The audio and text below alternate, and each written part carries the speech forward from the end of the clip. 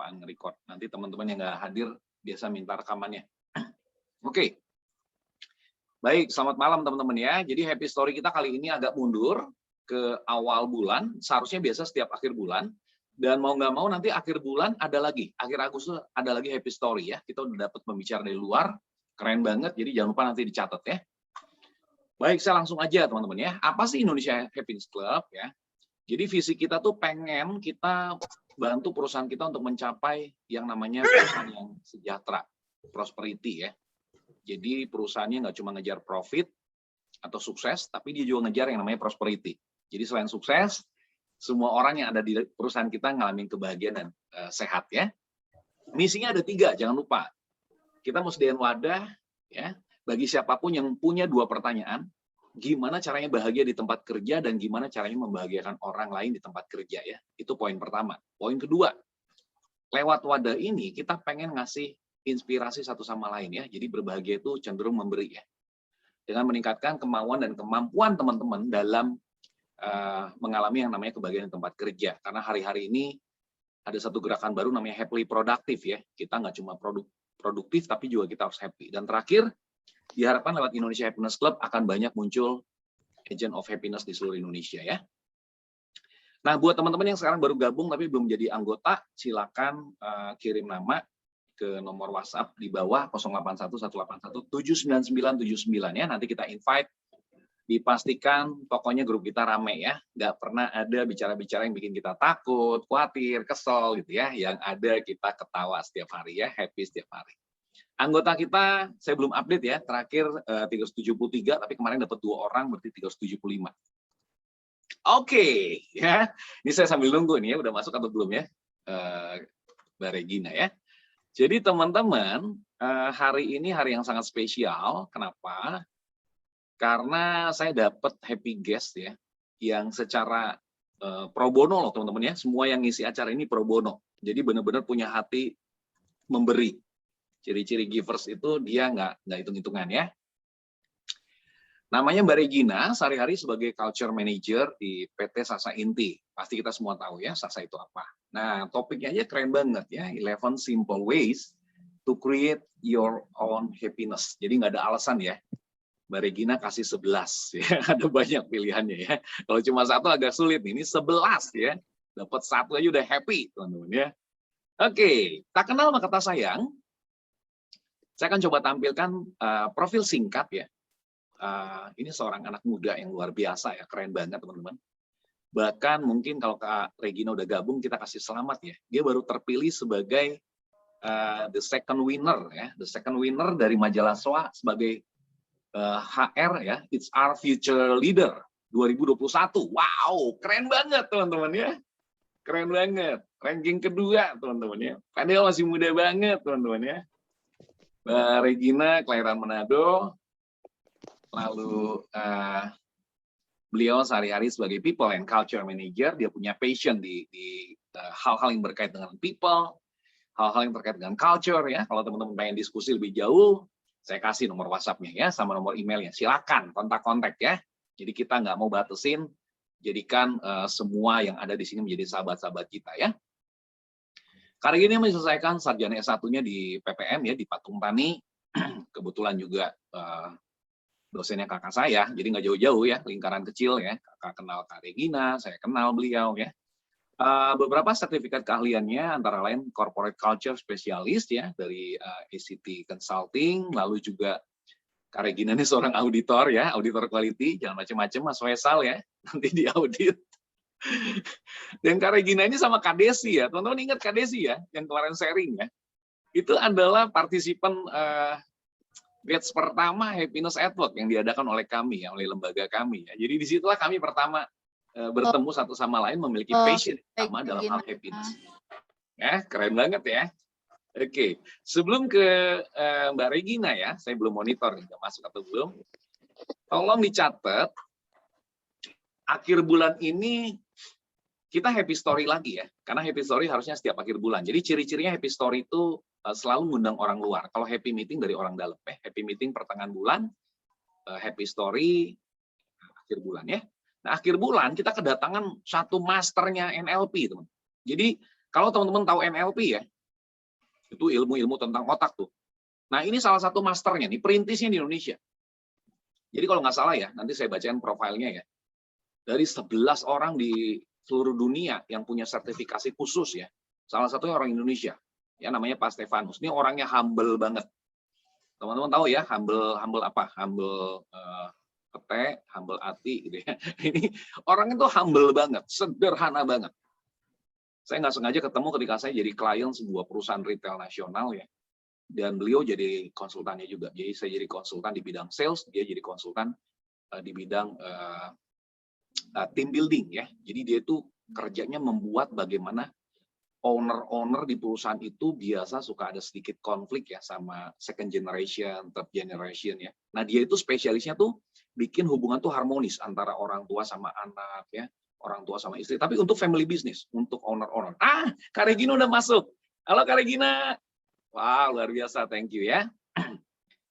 Saya izin share dulu info-info kita minggu depan ya, akhir bulan sorry. Jadi nanti judulnya teman-teman baca sendiri ya, Rising Human Excellence, kurang typo ya, The Power of Happiness, Pak Stefanus.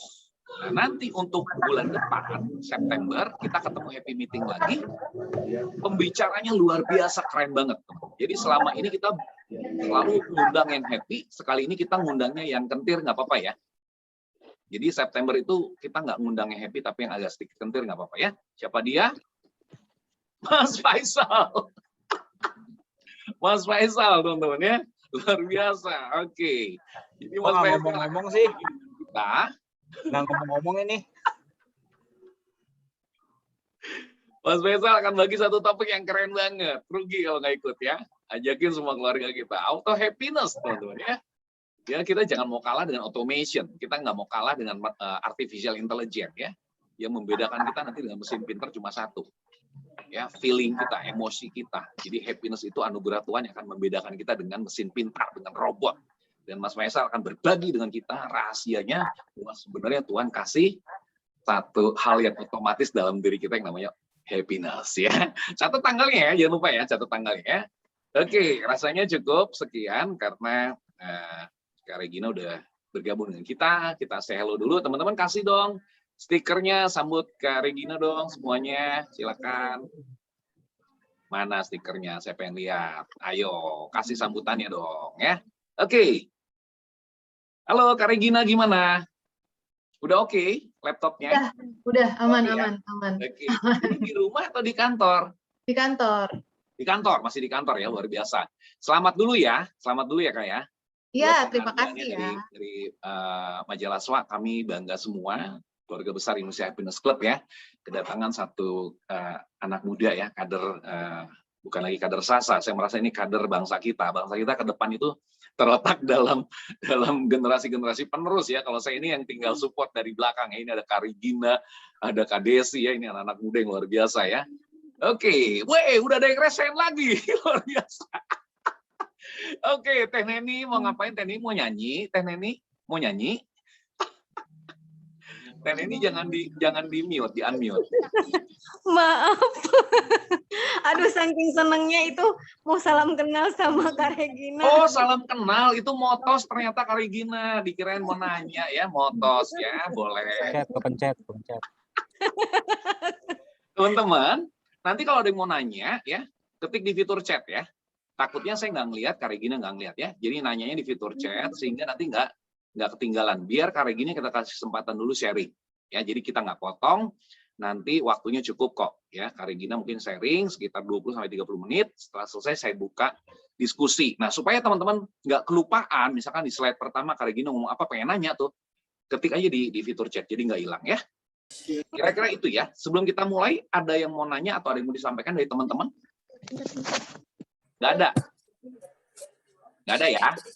Oke, kalau gitu tolong di-mute semua, biar kita sama-sama dengerin sharing Kak Regina.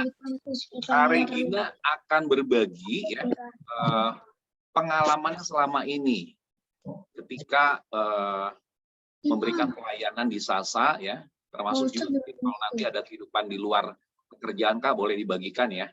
Apa sih yang menjadi passion, menjadi spirit sehingga antara kebahagiaan dan pekerjaan itu sebenarnya nggak boleh terpisah gitu ya. Dan akhirnya kunci rahasianya ya Kak Regina ini nggak mengejar kesuksesan, kesuksesan yang mengejar kita. Jadi kita akan dengarkan sama-sama sharingnya, dan nggak usah khawatir ya, kalau teman-teman pengen bahannya, nanti saya akan minta izin ke Kak Regina bisa dibagikan atau tidak ya. Oke, itu aja Kak Regina saya serahkan, mau dari Kak Regina aja yang sharing ya, materinya. Oke, saya jadiin dulu Boleh, boleh. Teman-teman jangan lupa di mute ya, saya coba Kak Regina saya jadikan dulu co-host. Oke. Silakan Kak, waktunya saya serahkan. Thank you. Oke, thank you. Thank you Pak Ruben. Senang banget nih udah kolaborasi lagi. Tahun lalu juga udah ada kolaborasi sama Sasa. Keren. Jadi mau kenal udah ya, nggak usah lah ya. Udah. Jadi ya salam kenal. Nama saya Regina, saya dari PT Sain, sebagai People Culture Manager. Ya, sebagai orang yang berusaha membangun culture sebaik-baiknya di perusahaan, maka happiness adalah keyword. Karena di Sasa juga kita punya FVP, happiness is Sasa. Jadi orang yang bekerja di Sasa itu satu, mereka happy dengan produknya dan happy dengan lingkungan kerja yang ada di Sasa, gitu. Jadi memang di PT Sasa Inti itu kita happy keywordnya. Misi kita bahkan bring happiness to the world via simply prepared delicious food. Nah, untuk hari ini mau sharing sama teman-teman semua, sama-sama belajar, sama-sama mengingatkan lagi 11 cara mudah untuk menciptakan kebahagiaan diri sendiri. Mohon maaf sebelumnya, tadi ya terlambat hadir karena laptop saya bermasalah, dan harusnya saya presentnya via Canva sekarang, tapi jadi pakai PDF. Nggak apa-apa ya. Nggak apa-apa Kak, nggak apa-apa. Oke. Yang pertama itu, cara mudah untuk bahagia, state your achievement. Jadi, kalau kita punya sesuatu yang dituju, biasa kita lebih excited. Kita planning sesuatu itu, kita lebih senang, punya semangat gitu. Henry Ford bahkan bilang, there is joy in work. There is no happiness except in the realization that we have accomplished something. Jadi, pada saat kita mencapai sesuatu goals yang sudah kita buat, itu membuat diri kita bahagia. Betul apa betul? Salah ya? Biasanya ngomongnya benar atau betul? Jadi, Tepat sekali. Tepat sekali. Jadi kalau misalnya salah satu caranya untuk bahagia, simpelnya adalah bikin goals. Kalau goals jangka panjang terlihat terlalu istilahnya kayak jauh gitu ya, kita setting goals jangka pendek. As simple like besok gua mau datang kantor jam 8, itu goals simple. Jadi pada saat datangnya, yes, bisa tepat jam 8, itu ada kebahagiaan sendiri pastinya. Kemudian yang kedua, ini include the little things you love into your day-to-day life.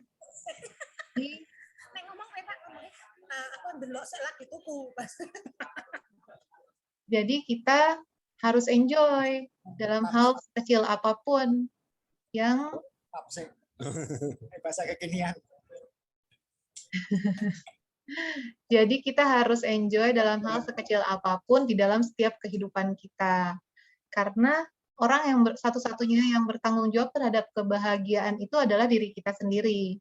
Kalau kita sudah tidak kalau kita sudah tidak mencintai atau misalnya kita nggak suka sama apa yang kita kerjakan, bagaimana kita bisa bahagia? Jadi walaupun misalnya ya dapat tugas yang kayak, duh ini susah banget gitu, jangan ngomong gitu dulu, kasih positive words dulu, kasih positive affirmation ke diri sendiri. Setuju. ini tantangan baru nih buat gue. Apa yang bisa gue bikin? Gitu. Berusaha dulu gitu. Jadi jangan langsung negatif.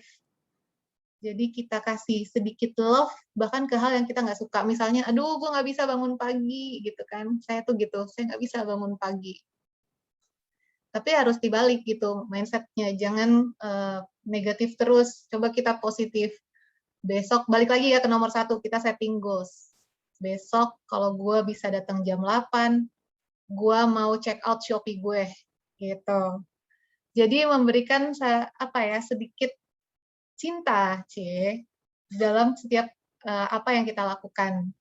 Karena Robert Brown bilang, enjoy the little things for one day, you may look back and realize they were the big things gitu. Jadi hal kecil yang kita lakukan hari ini, di besok-besok in the future, di masa depan kita bisa pada saat kita lihat, kita ngobrol cerita mungkin sama anak atau sama siapa ya, sama rekan kerja kita, dulu gue orangnya ini loh, gak bisa datang pagi loh misalnya, tapi ternyata gue waktu itu seminggu sempat datang jam 8 terus tuh gitu. Jadi ternyata itu satu hal yang besar gitu dan bisa diceritakan kepada orang lain.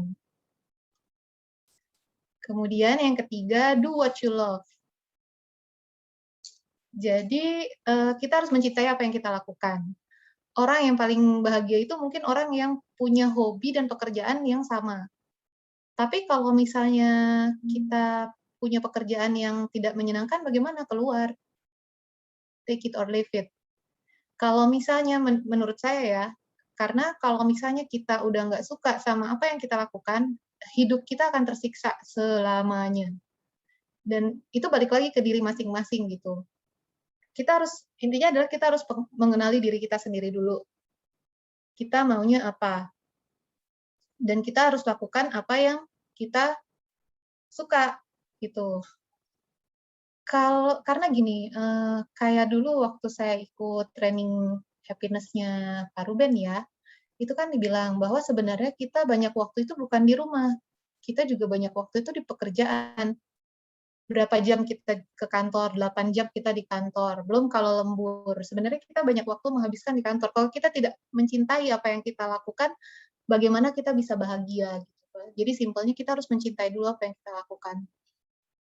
Gimana caranya kalau misalnya ternyata hari ini aku bekerja dengan pekerjaan yang aku benci dan lain sebagainya. Satu, kasih positive words dulu ke diri sendiri. Kedua, ya cari pekerjaan baru, jangan menyiksa diri.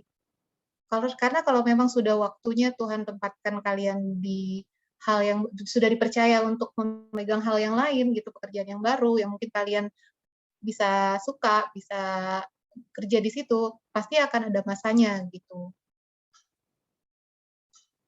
Kalau saya gitu.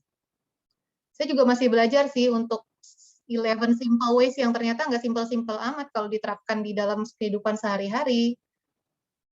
Nah, kemudian paint your perfect day. Ini to accomplish great things, we must first dream, visualize, dan plan, believe, act. Jadi, percuma kalau punya mimpi, tapi kita nggak merencanakan, dan kita bahkan nggak percaya sama diri kita sendiri. Dan yang paling penting adalah dilakukan. Kalau saya boleh sharing, saya pernah cerita ke Pak Ruben dulu, bahwa saya sebenarnya background-nya sekretaris. Sesimpel saya dulu punya nazar sama diri saya sendiri, saya mau S1. Karena orang tua saya dulu nggak mampu, maka saya berjanji bahwa saya akan S1 dengan usaha saya sendiri, dengan hasil kerja saya sendiri. Dan itu terjadi. Cuma waktu itu juga sempat ada omongan orang gitu, ngapain S1 gitu, kan cewek, ngapain kuliah lagi. Tapi di balik omongan-omongan orang itu, saya ya telan aja dulu. Ya kenapa, ini goals gue gitu kan. Terus di sini kan dibilang ada 3 langkah untuk achieve perfect day. Bagaimana membuat hari itu sempurna. Yang pertama kita harus realize, kita harus sadar bahwa kita yang pegang kendali atas apa yang akan kita capai di hari itu. Dan nggak ada orang lain yang bisa mengendalikan itu sebenarnya. Kemudian kita juga harus tahu, kita harus membayangkan hari yang sempurna itu seperti apa. Dan kita harus percaya 100% bahwa kita bisa mencapai hal itu. Kata-kata kita itu berkuasa loh kadang-kadang. kayak pasti nanti coba teman-teman ini deh, pikir kadang-kadang kita bisa ngomong ya, misalnya gini, gue pengen punya rumah nih, misalnya di Sentul gitu. Itu kadang-kadang entah bagaimana itu bisa membuat teman-teman punya rumah di situ gitu. Atau misalnya, wah gue kalau misalnya dari anak SMP deh misalnya, wah gue mesti belajar yang rajin nih, karena gue cita-citanya mungkin mau kuliah di UI, padahal masih jauh ya SMP ke UI, ke kuliah gitu. Tapi pada saat kita, karena itu kan semua ada di tangan kita ya, pada saat kita sendiri harus percaya dulu bahwa kita bisa. Balik lagi, satu-satunya orang yang pegang kendali atas hidup kita, kebahagiaan kita itu diri kita sendiri. Gitu. Jadi bagaimana membuat satu hari yang sempurna ya itu dikembalikan kepada dalam diri kita sendiri. Kita harus percaya bahwa kita bisa dan bahwa hari itu akan baik. Jadi balik lagi ya tadi positive thinking dan affirmation ke diri sendiri. Kemudian cara yang kelima, put yourself above everything else. Jadi gini, teman-teman harus bisa mencintai diri sendiri sebelum mencintai orang lain. Gitu. Karena kita nggak bisa memberikan kebahagiaan ke orang lain kalau diri kita sendiri itu tidak bahagia. Bahagia yang diberikan jika diri kita tidak bahagia itu bahagia yang Ya, palsu. sebentar. Gitu. Nah, sebenarnya beberapa orang akan bilang teman-teman selfish, egois ya. Tapi kadang melakukan sesuatu yang teman-teman suka dengan tujuan untuk mencintai diri sendiri itu nggak apa-apa. Nggak apa-apa sebenarnya. Misalnya, mau diajak pergi ke mana, atau ada teman yang di kerjaan bilang, kerja ini dong tolongin, sebenarnya teman-teman nggak suka gitu. Jangan menyenangkan orang lain gitu. Teman harus pertama itu diri sendiri dulu. Keywordnya itu tadi ya. Yang pegang kendali atas kebahagiaan itu diri kita sendiri. Jadi ya kita harus cinta dulu sama diri kita, baru kita mencintai orang lain. Kalau kita tidak punya cintanya, gimana kita bisa berbagi? Kita aja nggak ada gitu. Kemudian tell yourself today will be awesome. Ini tadi sehubungan dengan positive affirmation tadi ya. Jadi sukses itu state of mind. Kalau kita pikir kita akan sukses, kita pasti sukses. Jadi justru kalau saya tuh kalau makin di apa ya, kayak direndahin gitu, saya malah makin semangat. Nggak tahu ya, itu sih kalau saya. Kayak dulu tuh bos saya yang dulu pernah ngomong gini, alah kamu tuh beruntung kerja di sini katanya, karena di sini tuh gaji kamu gede. Kalau di perusahaan lain kamu nggak akan dapat gaji sebesar ini. Nggak lama itu saya resign, terus ya menurut saya resign terus saya membuktikan bahwa gue bisa kok, bahkan di tempat lain gue bisa, istilahnya kayak nggak cuma masalah gaji, tapi masalah karir gue juga bisa meningkat gitu. Jadi kalau ada orang-orang yang merendahkan teman-teman hari ini, jangan lupa, jangan merasa rendah diri. Balik ke love yourself, terus imagine tuh tadi, dan kita harus setting, kita punya goals. Setelah itu kita harus bilang ke diri kita sendiri, kita pasti bisa sukses, kita pasti bisa ini, kita pasti bisa itu. Tuh. Kemudian yang ketujuh, tuh, forget being perfect. Semua orang nggak ada yang sempurna. Kita harus belajar mencintai diri kita sendiri dengan segala kekurangan dan kelebihannya. Pada saat kita mengenali diri kita tahu kekurangannya apa, kelebihannya apa, tentu teman-teman nanti pada saat setting goals juga bisa taker gitu. Goals ini achievable nggak? Gitu. Jangan teman-teman bikin goals, saya pengen bisa terbang nggak naik pesawat tapi terbang sendiri gitu kan, kadang tuh jadi akhirnya goals yang teman-teman buat tuh make sense gitu, karena kita sudah mengenali diri kita, sejauh mana kita bisa berusaha dan sejauh mana kita bisa push diri kita untuk berkembang. Kemudian yang ke-8, ini penting, kenapa ada happy story kenapa ada Pak Ruben nih yang sudah membentuk 300 anggota. Surround yourself with the right company. Jadi kita juga harus punya teman-teman nih yang kalau mau bahagia harus punya teman-teman yang bahagia. Kalau mau positive thinking harus punya teman-teman yang positive thinking. Kalau misalnya mau jadi ahli misalnya mau jadi ahli hukum, ya kalau teman-teman nggak punya background hukum, caranya gimana? Ya bergaul dengan orang-orang yang ngerti dengan hukum, gitu. Jadi teman-teman itu harus perhatiin juga tuh sudah punya orang-orang yang teman-teman yang tepat nggak untuk dijadikan teman.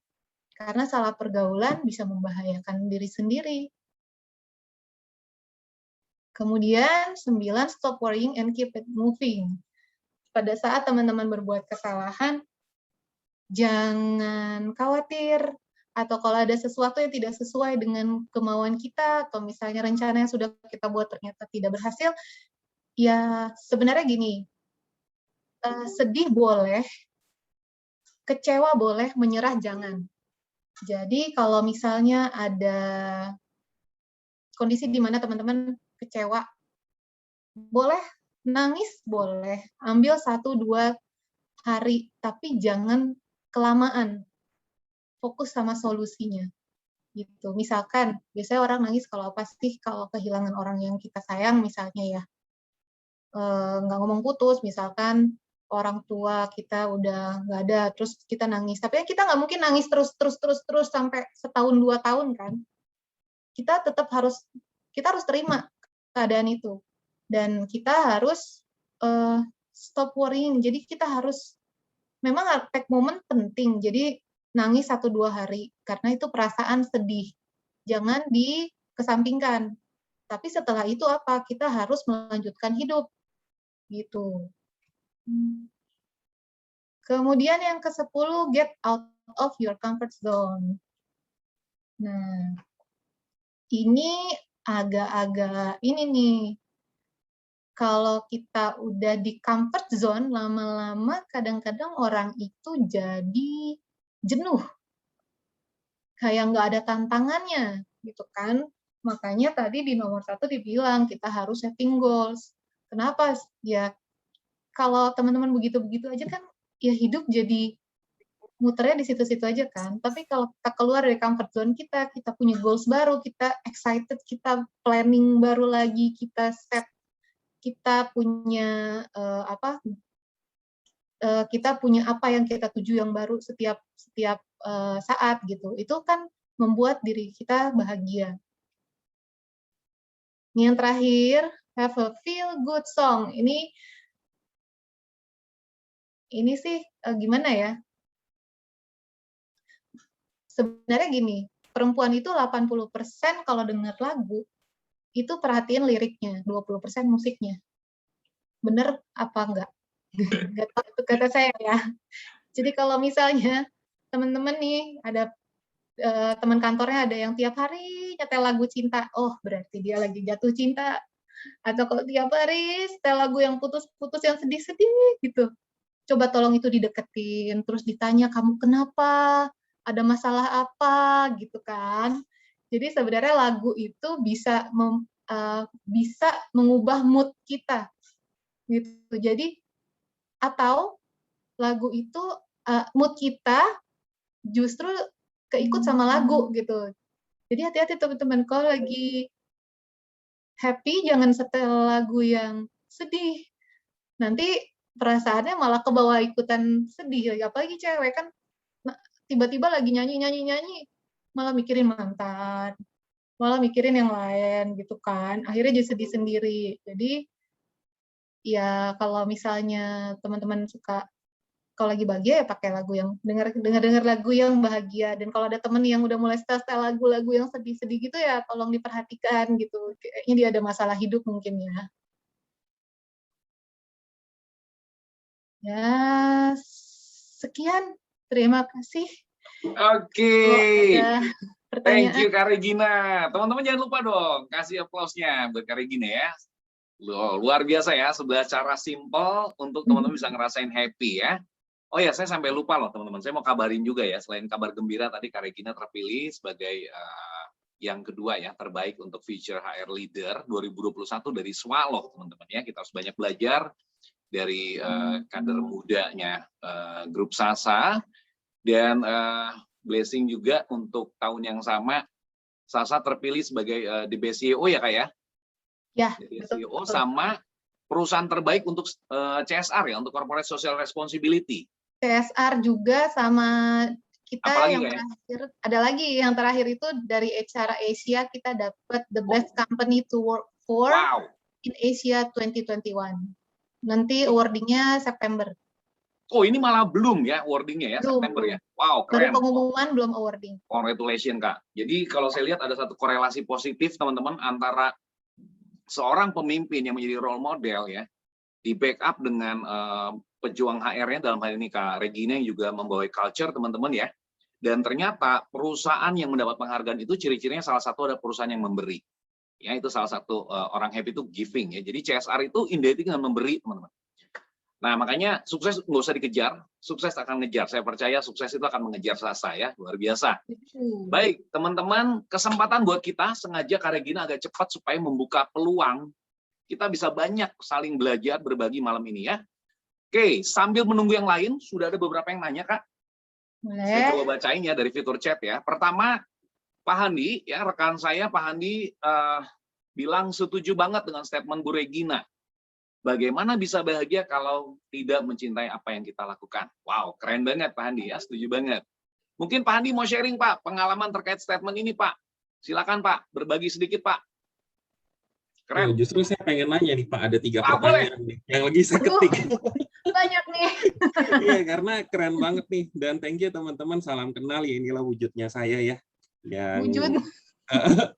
Yang di grup kemarin.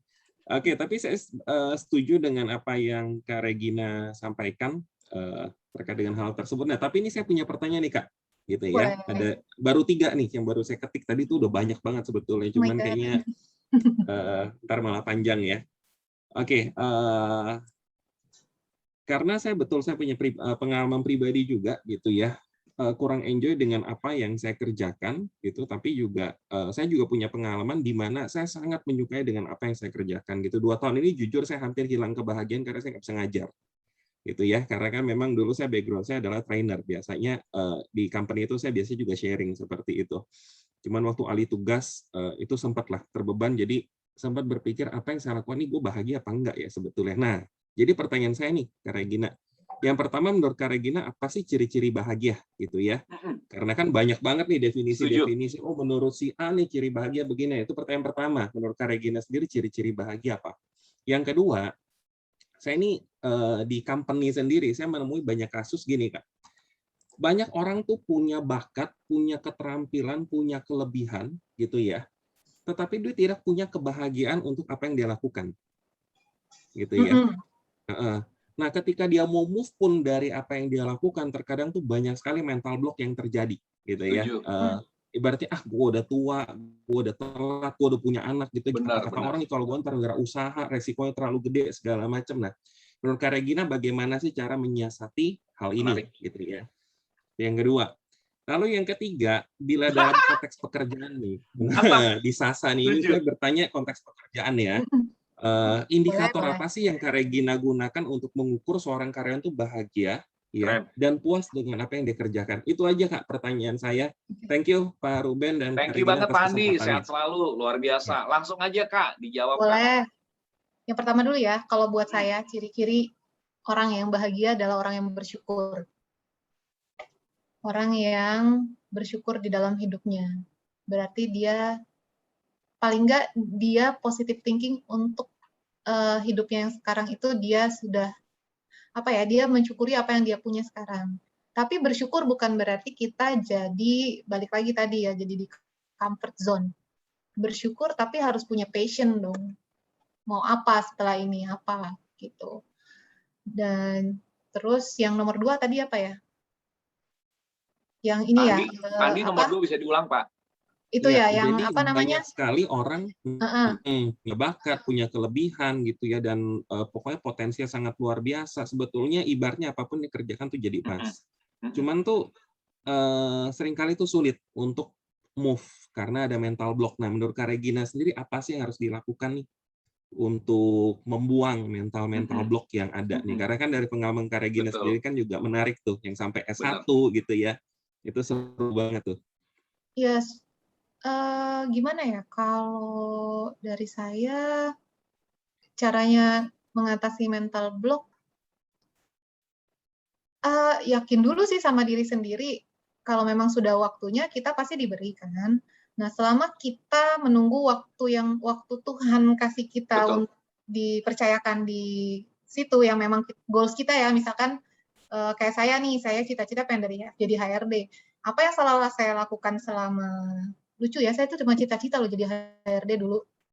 Jadi apa yang saya lakukan selama waktu itu saya belum diberi kesempatan ke waktu itu, ya saya melayakkan diri untuk berada di situ gitu. Jadi gimana caranya kita layak untuk di situ, karena Tuhan tunjukin jalannya kok.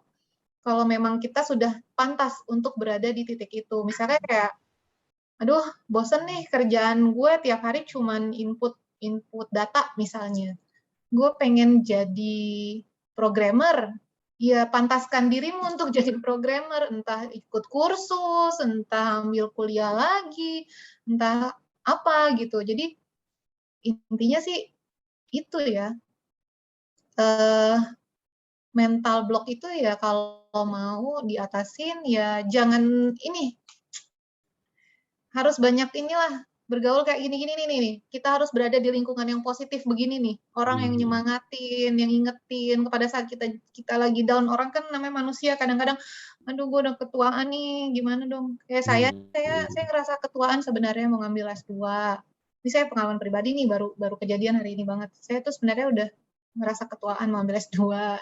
Saya ngerasa anak saya lebih pantas buat dapetin, maksudnya istilahnya untuk porsi pendapatan keluarga yang sekarang tuh anak saya lebih pantas lah untuk pendidikan yang bagus gitu. Jadi mengesampingkan, tapi kan balik lagi, goal saya yang dulu itu saya mau S1 sudah tercapai. Goal saya yang mau jadi HR sudah tercapai. Saya harus, goals baru gue apa dong gitu. Jadi kemudian saya come up with, kalau gue mau jadi the next, gara-gara ikut HR Future Leader tuh, kalau saya mau jadi the next HR Director, what should I do gitu. Jadi saya harus memantaskan diri dong jadi HR Director. Salah satu caranya adalah dengan ambil S2. Nah, balik lagi. Ya saya berusaha gitu, saya berusaha. Walaupun memang ada ngapain sih Rek, lu juga udah, apalagi sih yang lo kejar, lo juga udah bagus sekarang gitu. Ya lo ya sebenarnya mau terlepas nanti ujungnya jadi HR Director atau enggak, ya paling enggak saya memantaskan diri dulu untuk jadi seorang HR Director. Bagaimana Tuhan mau kasih kepercayaan kalau kita sebenarnya memang belum ada capability ke sana gitu. Jadi sekarang saya masih merayu-rayu universitas untuk ngasih beasiswa, sambil saya merayu-rayu Sasa untuk kasih beasiswa gitu. Terus yang ketiga apa ya? Just info Kak Regina, di sini ada yang punya Monash University hadir di sini. Saya Pak. Colek Kak Desi monitor. Pusing langsung Kak Desi. Oke, yang ketiga, di Sasa sendiri ya, bila dalam konteks pekerjaan, indikator apa sih Kak yang digunakan untuk mengukur seorang itu bahagia dan puas dengan apa yang dia kerjakan gitu ya? Karena ini kan jadi problem juga nih kebanyakan di setiap company ya. Ya, bahagia dan puasnya kalau secara apa ya? Kalau mau gampangnya gini sih. Cuma itu agak gimana ya? Jadi kalau di Sasa itu kita ngukurnya pakai engagement survey, employee engagement survey namanya. Jadi kalau memang dia merasa tidak berkembang, itu kan di situ ada list pertanyaannya banyak gitu. Apakah Anda merasa berkembang di perusahaan? Apakah kayak manajer Anda memberikan arahan yang jelas gitu. Kita setiap tahun, nggak setiap tahun, baru dari 2019 waktu saya join itu kita sama Mercer itu buat employee engagement survey, dan itu angkanya langsung 90%, agak shock juga sih. Kemudian tahun 2020 pikir kita kan wah banyak WFH nih, kita agak-agak susah sebenarnya mau ngomongin engagement kan, karena orangnya di sana di rumah masing-masing gitu. Ternyata angkanya malah naik jadi 92%.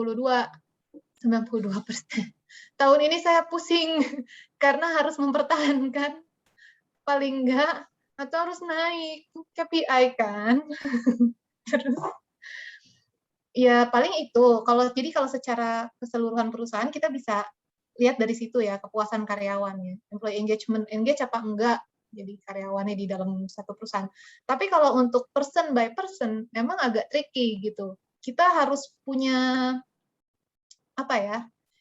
Yang harus belusukan sih kalau saya ngomongnya, saya suka datang ngobrol, nanya gitu. Untuk tahu orang ini beneran happy nggak sih, atau ada orang-orang yang kelihatannya aja di kita ketemu kelihatan memang dia selalu senyum ketawa, tapi belum tentu loh. Kadang orang yang banyak ketawa justru dia banyak masalah. Cuman belum tentu dia mau cerita. Ya kan? Tapi selama orang itu kadang-kadang gini, nggak kan sebenarnya kalau di kantor ya, kalau di secara pekerjaan ya, beda kalau pertemanan ya. Kalau secara pekerjaan selama itu tidak mengganggu pekerjaan, mungkin nggak masalah. Tapi kan kalau secara pertemanan, kalau kamu punya teman yang seperti itu, pasti kan mentalnya terganggu tuh sebenarnya tuh. Karena mungkin dia menyimpan sesuatu gitu. Diajak ngomong, coba dengerin itu, kayak coba suruh dia pilih lagu deh. Dia pilih lagu senang apa lagu sedih, coba. Jangan-jangan dia pilih lagu yang apa itu, yang mau mati bunuh diri gitu-gitu, hati-hati Lagu loh. dangdut ya pilihnya. Nah, iya. Asik goyang dia. Seneng banget, happy Ada dia. dulu nih. Ada banyak. Lagu keroncong nggak? Iya, paling gitu sih. Kalau di Oh, gitu, Sasa gitu. sejauh ini gitu. Selain kita lagi approach untuk mengukur culture kita. Culture kita mau ukur. Jadi ada rencana tadinya tahun ini, tapi agak-agak ini sama kejar-kejaran sama apa? Kita punya vaksin apa segala macam, banyak kegiatan tentang perkoronaan nih. Jadi mungkin tahun depan kita mau ukur culture kita, sudah sejauh mana culture kita, gap-nya ada di mana, yang mana harus kita perbaiki, yang mana harus kita improve, gitu-gitu. Paling itu sih. Semoga memuaskan. Thank you, Oke, Kak. pasti Thank you, ya Pak Pak Ruben. ya. Thank you Pak Andi Ya, buat pasti. pertanyaannya. Makasih Thank you. Kak Regina buat jawabannya ya. Kita lanjut, udah banyak yang nanya ternyata ya. Jadi saya lanjut aja ke Mas Satrio Bayu ya. Mas Satrio mudah-mudahan masih monitor ya. Kak Regina, seberapa penting sih menurut Kakak work-life balance? Dan menurut Kakak gimana sih supaya work-life balance bisa tercapai dengan baik? Makasih Kak, dari Mas Satrio. Oke. Hai Mas Satrio. Halo Kak, Oh ada, masih ada. Thank you Mas Satrio. masih. Jadi kalau menurut aku seberapa penting work-life balance itu penting. Tapi sekarang lebih penting kalau buat aku work-life blended namanya. Saking blendednya, tapi ini positif negatif ya. Kalau positifnya kita bisa menentukan sendiri kapan kita kerja gitu. Keren. Kayak saya bukan morning person ya. Selama goals-nya misalkan besok bikin presentasi jam 8 harus ada di meja, ya udah saya mau kerjain tuh pagi kayak malam kayak sore kayak pokoknya besok udah ada di meja gitu. Kelar perkara, happy semua ya kan. Tapi negatifnya adalah kita jadi nggak tahu nih workload kita udah seberat apa, udah sejauh apa, kita juga jadi makanya kan ada beberapa orang bilang, aduh gue tuh kalau WFH malah lebih sibuk tahu nggak sih, meetingnya nggak kelar-kelar, gue dari pagi udah nge-zoom sampai sore gitu. Sementara di rumah itu anak minta makan, nanti anak minta apa. Belum kalau orang di rumah itu kan, kalau yang cowok-cowok pasti kan istrinya gemes gitu kan. Gantiin lampu dulu gitu kan. Buangin sampah, aduh ngapain aja sih duduk aja gitu. Padahal lagi meeting gitu. Jadi seberapa penting ya penting. Kalau dulu work-life balance, kalau sekarang udahnya corona jadi work-life blended. Mau nggak mau, suka nggak suka. Kadang-kadang nge-zoom sambil masak, ya kan. Mau nggak mau tuh. Karena kalau nggak kayak gitu, ya susah juga. Dan Jadi ada istilah baru ya Kak ya, work Kenapa? life blended tadi ya. Blended. Iya. Istilah baru. Saya juga baru dengerin sih karena sejauh ini saya kayak cuman tahu work life balance gitu kan ya. Itu tadi. Keren ya. Iya, tapi tetap harus balance tahu. Tetap harus balance loh. Cuman balance-nya itu kan skala ukurnya ada pada diri masing-masing. Kayak saya hobinya kerja ya gimana? Hobi kerja. Ntar ada yang bilang lu nggak balance lo gitu kan. Ya situ anak hobinya bulu tangkis. Gue nggak bisa main bulu tangkis. Gimana? Senengnya bikin presentasi. Ya kan lain ceritanya. Jadi ya balik lagi ke diri masing-masing kan. Ya betul juga. Terus Kak, kalau untuk supaya menurut Kakak supaya work life balance itu bisa tercapai dengan baik itu gimana sih Kak? Kalau menurut Kak Regina gitu Kak. Oke, kalau menurut aku yang tadi penting itu ya mengenali diri sendiri. Karena yang tahu balance enggaknya itu diri kita sendiri. Kalau pada titik di mana kamu udah mumet gitu ya, kalau sama kerjaan carilah kegiatan. Tuh, dengerin lagu kah, mau nyanyi kah, atau mau ngapain gitu. Jadi gimana caranya bisa tercapai dengan baik ya, teman-teman harus kenalin dulu diri teman-teman sendiri dengan baik. Sampai di batas apa teman-teman bisa nge-push diri teman-teman untuk misalkan dalam pekerjaan gitu. Kalau ada orang yang nggak bisa meeting lebih dari 10, berarti saya setengah jam dia udah mulai gelisah. Ya, biar balance ngapain gitu. Kan tentu orang punya caranya masing-masing gitu.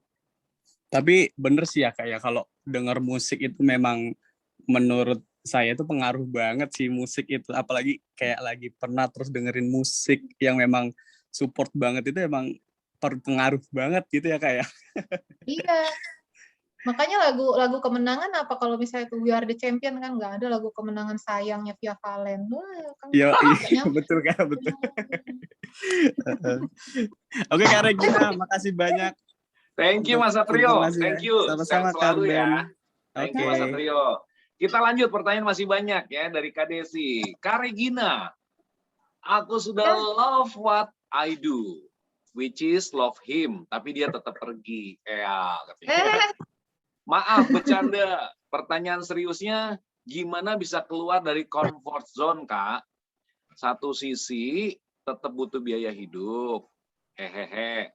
Setting goals, pengen nantinya jadi pengusaha, biar enggak dikerjain lagi sama orang lain. Gimana caranya keluar dari comfort zone, katanya Kak Regina? Gimana caranya keluar dari comfort zone? Caranya challenge diri sendiri ya.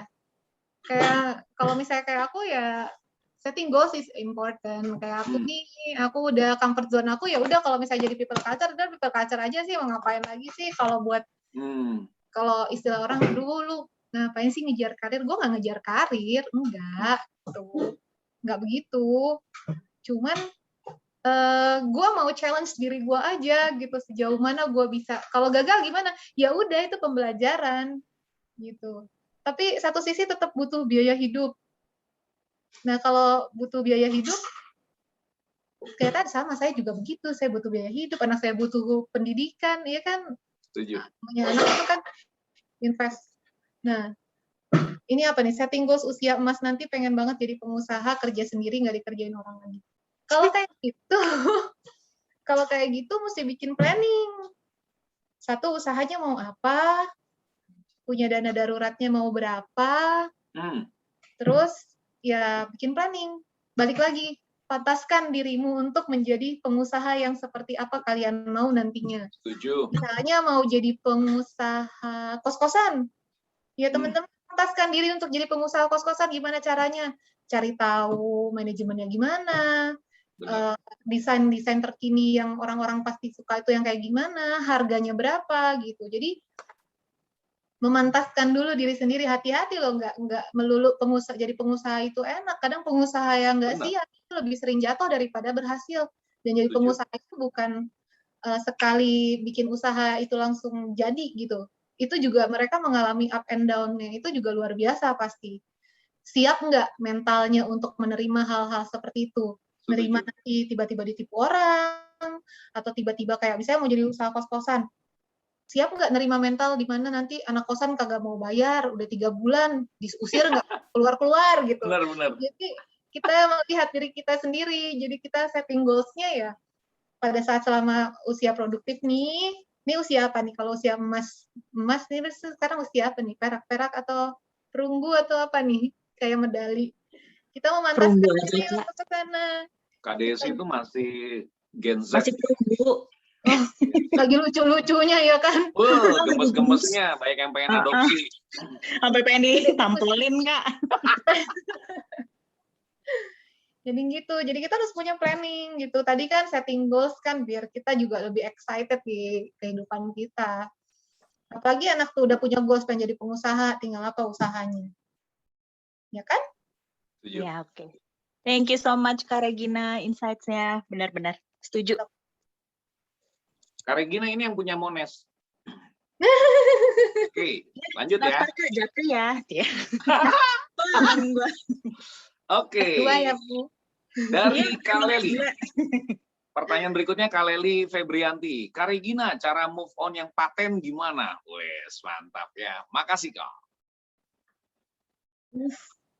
Move on-nya dari apa dulu nih? Iya, kasusnya banyak nih. Move on dari mana nih? Kak Leli, suaranya dong. Kak Hai, Leli masih. Kak Regina. Hai. Nah, ini Kak Leli. Silakan Kak. Move Ya, on dari Move on-nya apa? kasusnya apa Kak? Move on-nya Kak. Banyak. Banyak. Soalnya Yang pendekatannya sedih-sedih. beda-beda nih kata Kak Regina nih. Move Jadi, on. Apa Kak? Dari move on dari apa ya? Apa? Kayak misalnya dari rasa kehilangan. Yang kalau saya sih jujur aja ngerasain susah move on dari rasa kehilangan. Itu aja. Oke. Sehingga caranya. mempengaruhi semuanya, jujur aja. Akhirnya jadi Mempengaruhi. kemana-mana ya Kak ya. Benar-benar. Benar. Nah, Setuju, itu gimana setuju. cara move on yang paten? Makasih Paling Kak kehilangan Regina. yang paling disayangin ya. Oke, silakan Kak Regina. Ada pengalaman? Pengalamannya move on dari apa dulu nih? Kalau caranya move on, kita sama-sama belajar sebenarnya. Berarti saya juga belum bisa move on nih. Jadi kalau menurut saya bagaimana caranya move on, menyibukkan diri pertama itu kalau misalnya karena kehilangan, admit dulu kita sedih bahwa kita kehilangan orang itu. Mau nangis sehari, 2 hari, 3 hari, nggak apa-apa, silakan nangis. Tapi yang perlu disadarin, life must go on. Jadi move on itu beda-beda orang, beda-beda cara. Kalau saya, caranya move on adalah dengan menyibukkan diri. Jadi saya lari ke hal yang positif. Sebaiknya sih begitu ya. Ada orang yang coba-coba move on tuh malah minum, atau malah nongkrong setiap hari gitu. Cara orang beda-beda. Tapi kita kan kalau kita mengenali diri kita sendiri, kita tahu gitu bahwa kelebihan kita apa, kekurangan kita apa. Jadi kalau caranya move on, setiap orang tuh beda-beda. Kalau saya move on-nya itu dengan menyibukkan diri karena untuk satu hal yang positif gitu. Semakin saya improve, semakin saya berhasil. Misalkan kita kehilangan orang ya. Dalam hal ini mungkin kayak ada keluarga yang meninggal gitu ya. Ya tentu kita pikirnya begini, dia pasti mau lihat kita bahagia. Intinya itu. Dia udah nggak ada, kita nggak bisa apa-apa. Nangis sehari, 2 hari oke. 3 hari oke. Mungkin seminggu kemudian masih beberapa kali nangis, it's okay gitu. Itu normal, itu manusiawi banget gitu. Tapi kita juga harus ingat, coba tanemin, oh misalnya, pasti orang tua kita yang udah nggak ada akan lebih seneng dan bahagia di sana pada saat melihat diri kita juga bahagia. Tanemin dulu yang itu. Kalau move on dari pacar ya enakan gitu. Tunjukin, gue bisa dapet yang lebih cakep. Gue gak ada lo juga lebih glowing gitu kan.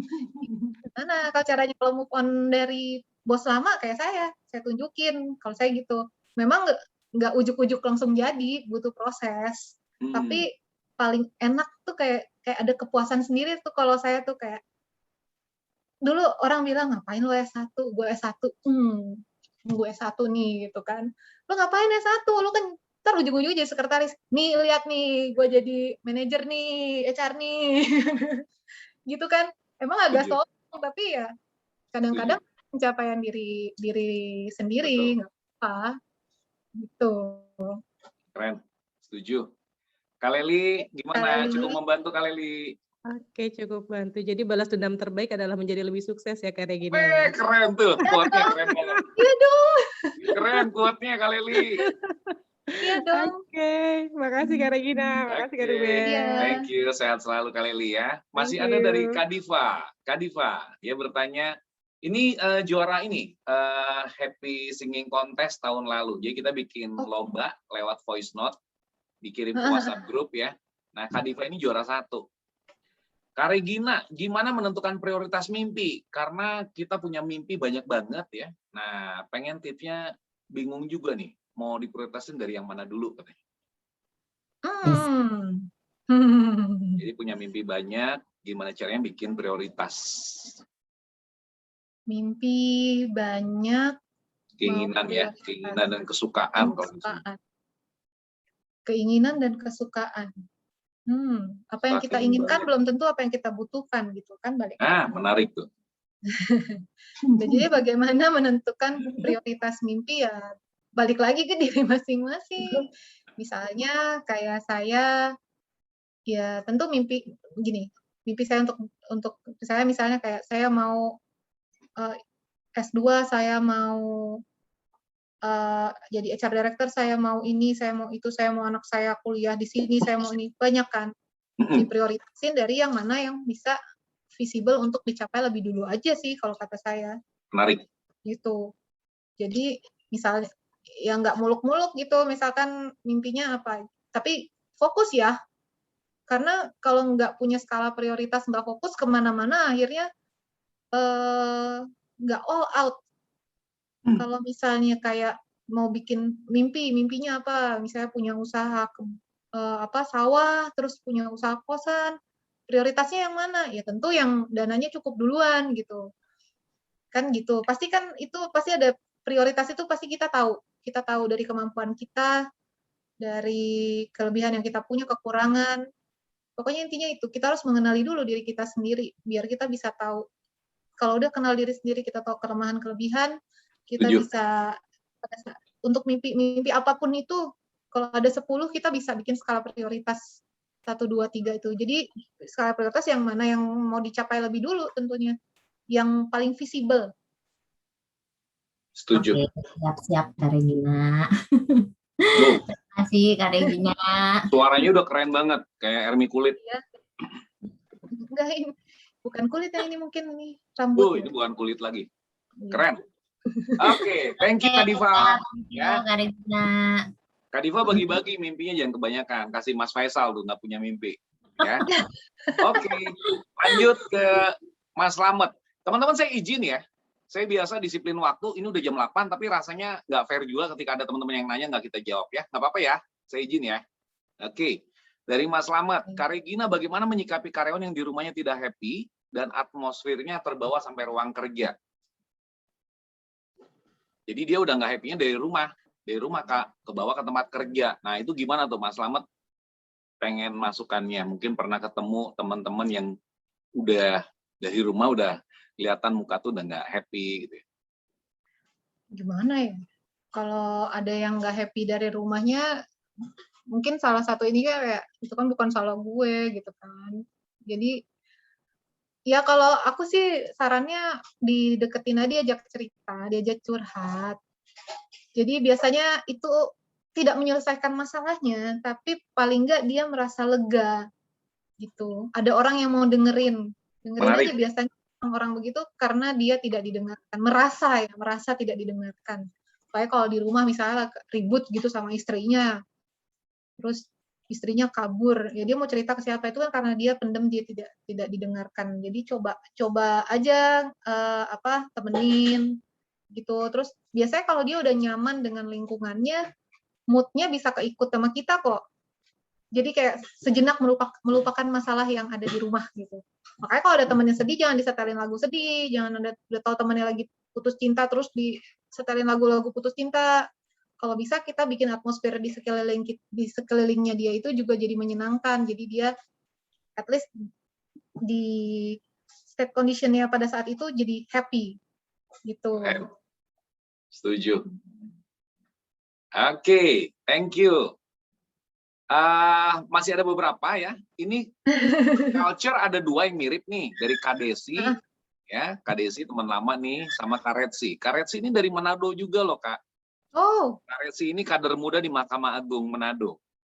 Ya. Pertanyaan mirip-mirip. Jadi saya gabung aja ya dari Kak Desi sama Kak Retsi tentang culture.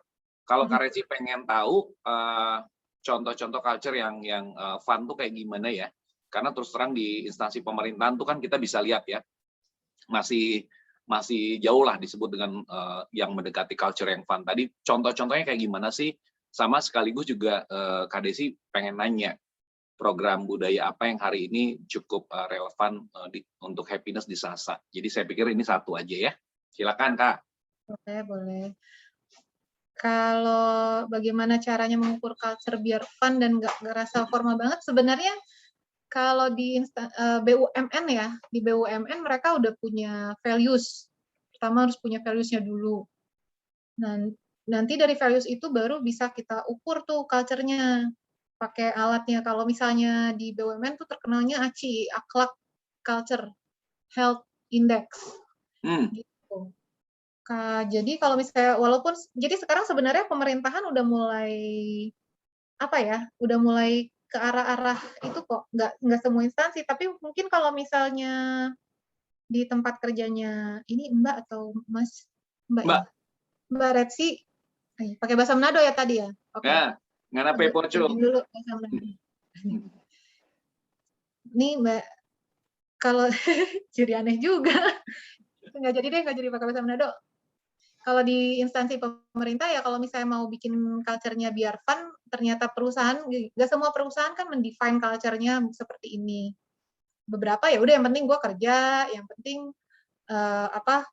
achieve gitu-gitu kan ya. Dimulai aja dari diri sendiri.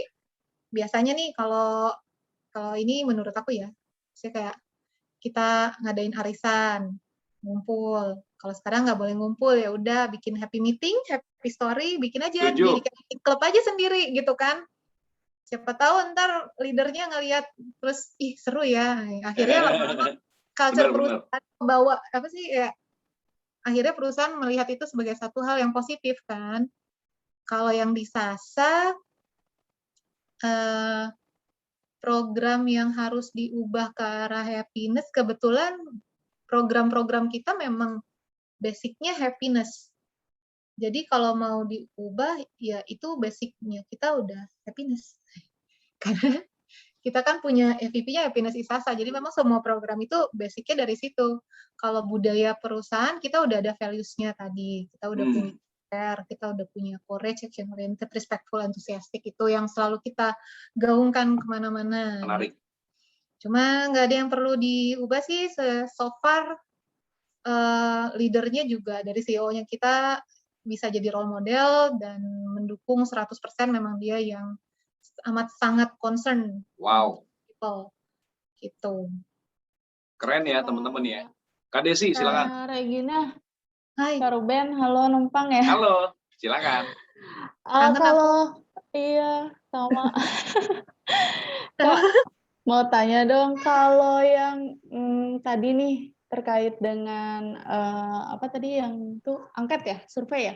Oh survei, EES, Employee Engagement Survey. Kalau di Sasa sendiri udah berjalan berapa lama Kak? 2 tahun. Dulu, jadi Sasa itu sebenarnya budayanya udah terbentuk dengan sendirinya, tapi kita nggak define itu loh. Kita nggak bilang bahwa ini yang kayak gitu tuh namanya courage ya, yang kayak gitu namanya action oriented ya. Itu baru tahun 2019 awal, 2018 akhir tuh baru kita bilang nih visinya ini ya, misinya ini, values-nya ini, FVP-nya ini gitu. Baru turun ke kegiatan-kegiatannya. Oke. Berarti dari sebenarnya dari visinya dulu kali ya. Visi, misi, foya-foya. Bukan. Visi, misi. Apakah happy harus foya-foya? Tolong Kak Ruben. Visi, misi, values itu penting juga. Jadi kayak gaya kerja yang mau diiniin bagaimana gitu. Kayak kalau di BUMN kan sudah harus akhlak values-nya. A-nya apa gitu. Aku nggak hafal karena bukan Sasa. Makanya saya sama Mas Faisal nggak bisa kerja di BUMN. Berdua kita udah nggak punya akhlak soalnya. Kurikulum ya soalnya ya. Ya gitu sih. Jadi thank you Karen. Keren. Thank you banget. Keren banget ya. Jadi teman-teman kalau dilihat itu memang udah dari pimpinan udah jadi teladan, itu paling susah di situ ya. Ketika pimpinan udah jadi role model ya, relatif itu lebih mudah. Tambah lagi orang HR-nya kayak Kak Regina gitu ya. Udah lengkap sudah paketnya gitu teman-teman ya. Jadi kita mungkin harus banyak belajar ya. Memang merubah itu lebih mudah dari atas sih. Langsung jadi role model, follower itu lebih mudah ngikut ya. Luar biasa, sayang sekali waktu kita sangat terbatas ya. Jadi terakhir bukan pertanyaan tapi Kak Deta ya. Berusaha berbagi pengalaman untuk Kak Leli yang masih sedih ya. Jadi dari Kak Deta dibilangin apa? Ini tipsnya keren banget ya. Nikmati aja kesedihannya ya. Jadi bukan nikmati kebahagiaannya, bukan nikmati kehilangan, tapi nikmati kesedihan itu dinikmati sampai puas. Wah, ini agak sedikit paradoks ya, perlu kita coba nih ya. Jadi ada yang bilang obat itu kalau kita masukin ke mulut, kita nikmati bisa jadi manis. Nah, kimianya nggak berubah, cuma ada satu mindset kita yang mengubah. Seolah-olah ya, kita nikmati, kita bayangin gula, obat itu jadi manis. Jadi Kak Deta juga mirip-mirip tuh, nikmati dulu kesedihannya sampai puas. Baru deh direlain ya. Dan Kak Lili bilang apa? Thank you Kak Bernadette. By the way, ini kok sedih kayak nggak bertepi ya. Waduh. Biasanya bikin lagu bagus nih. Kalau lagi sedih gini, nyetain lagu keren Kak Lili ya. Oke, jangan lupa ya malam ini sebelum tidur kita support Kak Leli biar tambah happy ya. Kita support dalam doa. Oke, Mas Satrio, Kak Regina menemukan istilah baru keren nih. Yuhu. Oh, yang tadi mungkin yang work life blended ya. Pak Handi, wajar kok Mbak Leli secara psikologis ada 5 tahapan. Wah, ini keren banget ini. Grief cycle ya dari Kubler-Ross. Itu benar banget tuh, bagus banget. Yes. Jadi nanti Mbak Leli coba dalemin Kubler-Ross ya, bagaimana kita pada tahapan berdamai dengan masalah ya. Di situ the meaningful of life-nya muncul Kak Leli ya. Pesan dari Pak Handi sama Kak Regina hari ini menarik banget. Saat ini juga bangsa kita masih dalam ujian besar, teman-teman ya. Kalau saya mengutip dari As Mayura yang menciptakan Lean Canvas, dia bilang apa? Belajar untuk mencintai problem ya, love the problem. Karena Tuhan akan memberikan banyak opportunity dari problem yang sedang diizinkan terjadi ya. Oke, sebagai penutup, saya mengucapkan terima kasih buat Kak Regina di tengah kesibukannya ya. Masih memberikan kesempatan yang terbaik buat kita semua. Doa kita juga Kak Regina dipakai lebih sungguh lagi menjadi berkah di Sasa ya, di Sasa Inti. Amin. Diberikan juga kesehatan bersama keluarga tercinta, mimpi-mimpi yang belum terwujud dan senantiasa juga menjadi berkah bagi Sasa Inti ya. Buat teman-teman sehat selalu, nggak ada salahnya mungkin kita foto bareng ya untuk kenang-kenangan. Bisa diaktifkan kalau nggak keberatan kameranya silakan. Saya coba putar ke galeri dulu ya. Oh, ada Kak Heli juga, saya baru lihat. Mbak Vero juga ya. Mas Winton dari Medan, wah luar biasa ya, dari seluruh Indonesia nih ya, dari Manado juga. Karet itu Manado. Mas Winton Medan, Mbak Vero kayaknya Medan juga kalau nggak salah. Oke, ada yang bisa diaktifin yang lain? Silakan, kalau bisa diaktifin sebentar. Oke, kalau nggak bisa nggak apa-apa ya. Kita foto dulu. Oke. 1, 2, mau pakai video filter boleh. Gaya normal dulu ya, gaya normal, saya kirim dulu ke Indonesia Happiness Club, bentar. Oke, sekarang video filter, silakan dipilih video filter, jangan lupa. Saya pilih Taman Lawang biasa ya. Oke, siap ya? Tunggu, belum. Oke, video filter, boleh, pilih. Saya kasih kesempatan. Siap? Udah semua? Oke. 1, 2, 3. Katakan keju. Oke. Teman-teman, thank you banget ya. Untuk goodie bag-nya, karena yang nanya lebih dari 5, nanti saya akan coba pilih bersama Kak Regina ya. Thank you banget, teman-teman. Sehat selalu buat teman-teman. Kalau masih mau di sini, silakan ya. Ini belum saya tutup. Silakan. Thank you banget. Sehat selalu. Sampai ketemu akhir bulan ya.